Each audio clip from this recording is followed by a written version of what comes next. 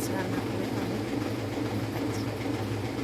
Hello guys, সবাই দেখো, মাছগুলো আমি ভেজে নিয়েছি। ভাজাটা দেখালাম না, কেননা অনেক বড় হয়ে যাবে। আমি জিরে তেজপাতা তেলের মধ্যে, ওই মাছের তেল ছিল তার মধ্যে আর একটু তেল দিয়ে আমি শুরু করে দিলাম। তোমরা সঙ্গে থাকো। জিরে তেজপাতা ফোড়ন দিলাম, দিয়ে এবারে ভালো করে ভাজা হবে। যতক্ষণ না জিরেটা ভাজা হচ্ছে ততক্ষণ পর্যন্ত নাড়তে হবে।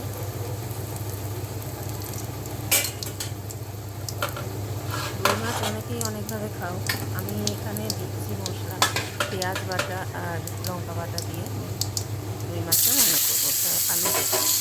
আলুটা এবারে ছেড়ে দিলাম। দেখো, ক্যামেরাটা ভালো করে ধরা হয়নি, এক হাতে ক্যামেরা নিয়ে এক হাতে রান্না করতে অসুবিধাই হচ্ছে। তোমরা দেখো ভালো করে। আলুগুলো ভাজা হচ্ছে, যতক্ষণ না ভাজা হবে। আমি আলু সবসময় একটু সেদ্ধ করে নিই, জলটা একটু দিলাম, আলু সেদ্ধ করে জলটা তুলে দিই। দেখো লাল করে ভাজা হয়ে গেছে। এবার আমি মশলাটা দিই। আমাদের টমেটো, পেঁয়াজ কাঁচা আর কাঁচা লঙ্কা বাটা,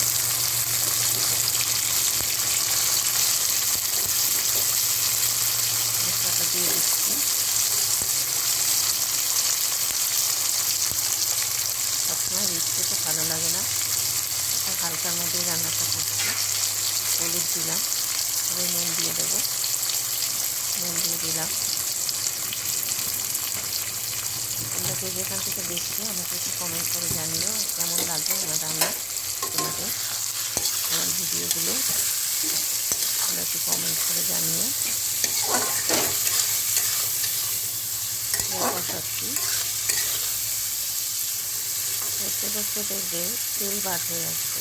যতক্ষণ না তেল বার হবে ততক্ষণ পর্যন্ত ভাববে যে মশলা কষানো হয়নি। এটা হচ্ছে একটা ঠিক। দেখো সুন্দর কষানো হচ্ছে।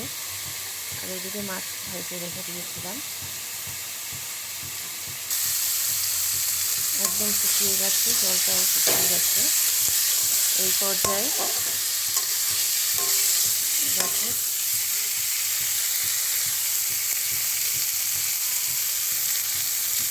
এইভাবে তোমরা যদি রান্না করে খাও তাহলে ভালো লাগবে। অনেক এবার রসুন দেয়, আমি রসুনটা একটু দিই, অল্প জল দিয়ে দিলাম, দিয়ে কষাচ্ছি।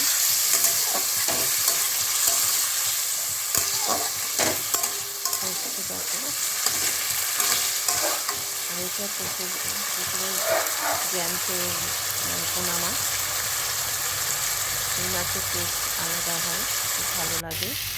আবার একটু জল দিয়ে কষাচ্ছি, যাতে তেল বের হয়ে আসছে। এবারে আমি এই পর্যায়ে জল দিয়ে দেবো। আমি ফোটানো জল সবসময় মাছের তেলে দিই, যে কোনো রান্নাতেই আমি দিই। জল দিয়ে দিলাম পরিমাণ মতো, যে যেরকম খাবে সে সেরকম জল দেবে। ভালো করে এবারে ফুটে ঢাকা দিয়ে দেবো। 1 মিনিট ঢাকা দিয়ে ফোটাতে হবে।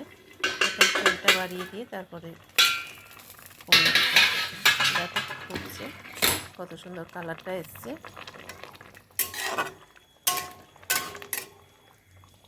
এবার আমি মাছগুলো দিয়ে দেব। মাছগুলো এবারে দিয়ে দেবো, দিয়ে মাছ দিয়ে আবার কিছুক্ষণ ফোটাবো। 2 মিনিট মতন ফুটিয়ে তারপরে নামাবো। দেখতে থাকো, তোমরা সঙ্গে থাকো। আমার আরও এই ভিডিও দেওয়া আছে, সেগুলো দেখো তোমরা। ভালো লাগলে লাইক কমেন্ট শেয়ার করো। আর যারা নতুন আছো তারা সাবস্ক্রাইব করে আমার পাশে থেকো। এইভাবে সবাই সবাইকে সাহায্য করো, দেখেই তো আমরা সবাই করতে পারবো। দেখো সুন্দর করে ফুটছে, কালারটা কত সুন্দর এসছে দেখো।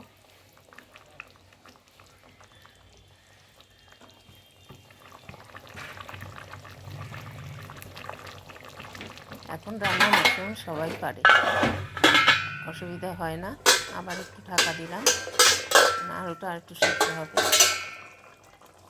হয়ে গেল আমার মাছের ঝোল।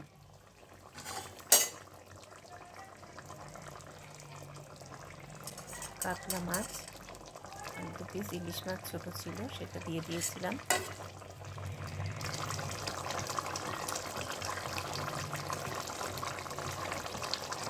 খেতে খুব ভালো হয়েছিল, টেস্ট হয়েছিল। তবে তোমরা যদি পারো একটু ভাজা জিরে দিয়ে দিতে পারো, আরও ভালো হয়। এটা আমার ভাজা জিরেটা দিলে পরে বাবা খাবেন না, ওই জন্য আমি দিলাম না। দেখো আমার মাছের ঝোল হয়ে গেল, এই পর্যায়ে আমি নামিয়ে দিলাম।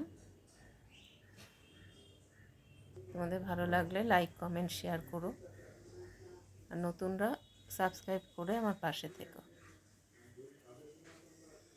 ভিডিওটা আর বেশি বড় করলাম না। দেখেছো কত সুন্দর হয়েছে, হালকা ঝোলও আছে, বেশি ঝোল রাখিনি, খুব একটা মশলাও দিইনি। ভালো থেকো, সুস্থ থেকো।